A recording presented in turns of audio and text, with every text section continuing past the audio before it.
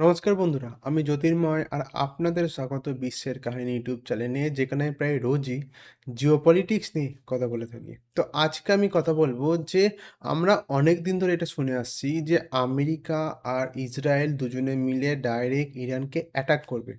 এটা অনেক দিন ধরে শুনছি, তাই তো? কিন্তু এখনো পর্যন্ত কিন্তু তারা সেইভাবে কোনো অ্যাটাক কি একটা এয়ার স্ট্রাইকও করেনি। আর অন্যদিকে যদি আমরা ইরানের তরফ থেকে দেখি, ইরানের কিন্তু এয়ারফোর্স বলে কিছু নেই। এমনকি তাদের মিলিটারির দিক থেকেও তারা কিন্তু অত শক্তিশালী নয় যে তারা আমেরিকা বা ইসরায়েলকে ১-২ ঘন্টার জন্য আটকে রাখতে পারবে। কিন্তু তাহলে কেন আমেরিকা ডাইরেক্ট ইরানে ঢুকে তাদের যে মেন লোক আছে তাদেরকে মেরে দিয়ে তাদের সরকারটাকে পাল্টে দিয়ে আমেরিকার ইচ্ছামতো সরকার তারা কেন তৈরি করছে না? এর পেছনে মূলত বন্ধুরা ২ টো কারণ আছে।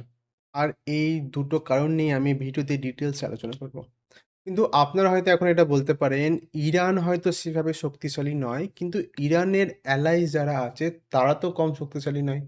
একদিক থেকে যদি আমরা রাশিয়াকে বলি বা চীনকে বলি বা ইরানের যে প্রক্সি যেগুলো তৈরি করে রেখেছে, হামাস, হিজবুল্লাহ, এরাও তো কম শক্তিশালী নয়। সেইজন্যই হয়তো আমেরিকা বা ইসরায়েল ডাইরেক্ট ইরানের উপর অ্যাটাক করছে না। হ্যাঁ, এই লজিকটা যদি আপনারা এখন দেন, এটা পুরোপুরি লজিকটা ঠিক হলেও এটা অতটাও শক্তিশালী নয় আমার এই দুটো কারণকে ডিফাইন করার জন্য। আমি এরও কারণ আপনাদেরকে বলছি। প্রথমত আমরা যদি রাশিয়ার দিককে দেখি, রাশিয়া কিন্তু নিজেই এখন ইউক্রেনের সাথে ভালো মুশকিলে পড়ে আছে। ইউক্রেন আর রাশিয়ার যুদ্ধ প্রায় ৪-৫ বছর হতে চলছে। এখনও বোঝা যাচ্ছে না যে আদৌ কি এই যুদ্ধটা শেষ হবে কি হবে না। আর যেহেতু যুদ্ধ এত বছর ধরে চলছে, রাশিয়ারও কিন্তু ইকোনমিক দিক থেকে খুব একটা ভালো যাচ্ছে না। হ্যাঁ, হয়তো তারা খুবই উন্নত দেশ, তারা হয়তো সামাল দিয়ে দেবে। কিন্তু তারা এতটাও মানে সবল এখন নয় যে তারা জেনে বুঝে আবার আমেরিকা আর ইসরায়েলের সাথেও যুদ্ধ লাগানোর জন্য এগিয়ে যাবে ইরানের সাথে। কেননা ১ম এ রাশিয়াকে নিজের দিকটা দেখতে হবে। তারপরই সে অন্য কাউকে সাহায্য করতে পারবে। তাই রাশিয়া হয়তো ডিপ্লোম্যাটিক দিক থেকে ইরানকে হয়তো সাপোর্ট করতে পারে। কিন্তু তারা যে ডাইরেক্ট মানে মিলিটারি আর্সেনাল পাঠিয়ে দেবে বা হয়তো রাশিয়ার যে সৈন্য আছে তারা ডাইরেক্ট ইরানে পাঠাবে সাহায্য করার জন্য, সেটা মোটেও প্র্যাকটিক্যালও নয় আর সেটা রাশিয়া করতেও যাবে না। এবার আমি আসি যে ইরানের যে প্রক্সি যেগুলো ছিল, যেমন হামাস বলুন, হিজবুল্লাহ বলুন। দেখুন, হামাস আর হিজবুল্লাহ এই দুজনের অবস্থাও খুব খারাপ। কেননা ইসরায়েল অলরেডি এদের অবস্থা যা করে রেখেছে আমরা ভালোমতো জানি। গাজাতে ইসরায়েল যেভাবে অ্যাগ্রেসিভ স্টেপ তারা নিয়েছে, তাই মানে হামাস আর হিজবুল্লাহরও এখন কিন্তু অর্থনৈতিক দিক থেকে তারা এখন অত শক্তিশালী নয় এবং স্বাভাবিকভাবে তাদেরও কিন্তু এখন লোক শর্টেজ পড়েছে। তাই তারাও ইরানকে মানে সাহায্য করতে পারবে না। আর লাস্টে যদি আমরা চীনের দিকে আসি, চীন হয়তো একদিক থেকে আপনারা বলতে পারেন চীনের তো এসব কোনো প্রবলেম নেই। চীন তো কারো সাথে যুদ্ধতেও লাগেনি।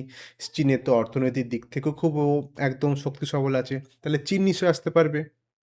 হ্যাঁ, আসতে হয়তো পারবে। জানাও যাচ্ছে যে চীন নাকি একটা মা কনভয় একদম ইরানের সামনে পাঠিয়েছে হেল্প করার জন্য। ঠিক আছে।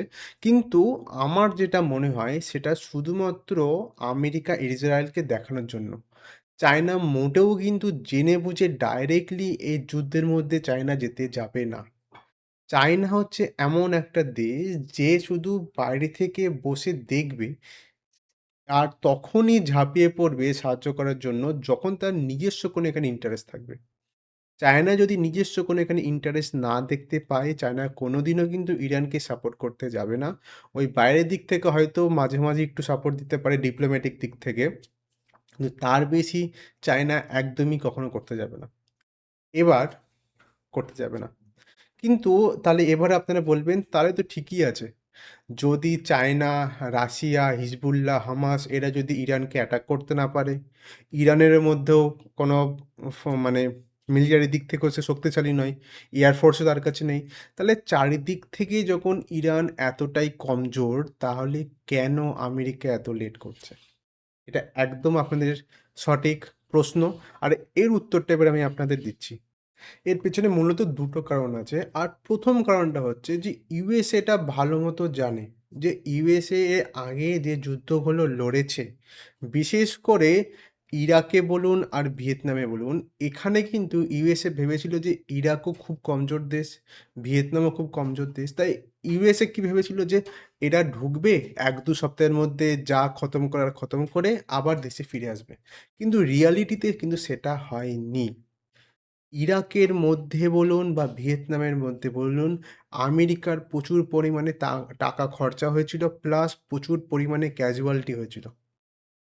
আমেরিকা এই জিনিসটা অলরেডি অতীতে দেখেছে যে যদি কোনো দেশের সাথে তারা যুদ্ধ করতে যায়, সে দেশটা যতই ছোট হোক না কেন, যুদ্ধ কিন্তু ১-২ দিনে শেষ হয় না। যুদ্ধ প্রচুর দিন লাগে শেষ হতে। হ্যাঁ, আমেরিকা যদি ভেনেজুয়েলার মতো কেসটা করে সেটা আলাদা ব্যাপার। ভেনেজুয়েলায় যেমন সে ডাইরেক্ট ঢুকলো, তাদের প্রেসিডেন্টকে নিল, আবার আমেরিকা তিনি চলে এলো। কিন্তু তাও কিন্তু একটা জিনিস খেয়াল রাখুন যে ভেনিজুয়েলাতে কিন্তু এখনো যে মানুষগুলো সে দেশের আছে, তারা কিন্তু আমেরিকাকে মোটেও ভালোভাবে দেখছে না। আমেরিকা যতই সেখানে নিজের মতো একটা সরকার তৈরি করুক না কেন, ভেনেজুয়েলার মানুষ কিন্তু সেই সরকারটাকে কখনো নিজের সরকার হিসেবে মানবে না। ঠিক যেমন ইরাকে হয়েছিল, ঠিক যেমন ভিয়েতনামে হয়েছিল। আপনারা একবার ভাবুন না যে আ রাশিয়া আর ইউক্রেনের যে যুদ্ধ এতদিন ধরে হচ্ছে, রাশিয়ায় কত বিশাল একটা দেশ আর ইউক্রেন কত ছোট একটা দেশ। তাও কিন্তু এই যুদ্ধটা শেষ এখনো হয়নি। যুদ্ধটা এখনো চলছে। আর চলতে, চলতে প্রায় ৫ বছর হতে চলল। আর এখনো এর কোনো ঠিক নেই যে এটা কবে শেষ হবে। তাই এই জিনিসটা আমেরিকা দেখতে পাচ্ছে।